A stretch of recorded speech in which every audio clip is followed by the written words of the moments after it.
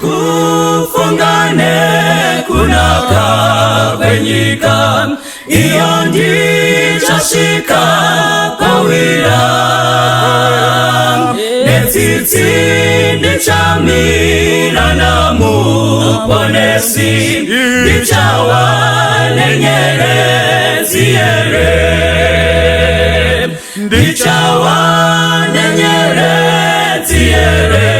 chiremba Mumane ruzuwa rawira Nomukanda pone satowe kumusha Ndichawa nenyere ziyere Musimba ratenzi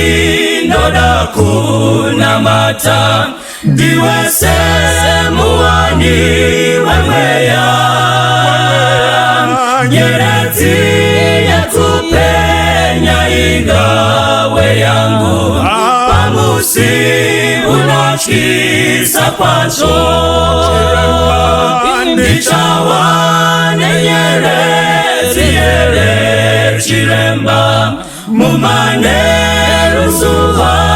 rawira Nomukanda pone swatowe kumusha Ndichawa nenyere ziyere Ndichawa na ususu wa Jesu Nomuparo kuzo narine Shichandi fatamu mushawe ndarama Kutindi kawana nyerezi chiremba Ndichawa nenyerezi yere chiremba Mumane ruzuwa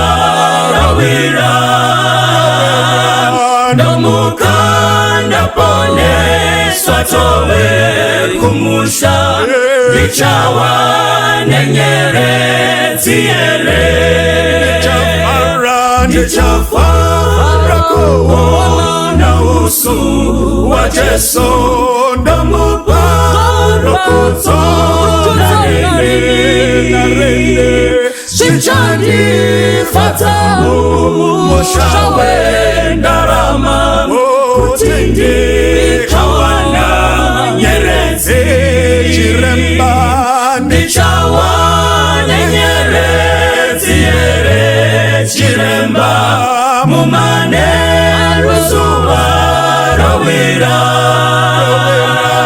Nomukanda pone swatowe kumusha Ndichawa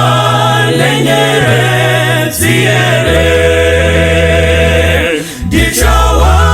nenyerezi yere chiremba Mumane ruzuwa rawira Nomukanda pone swatowe kumusha Ndichawa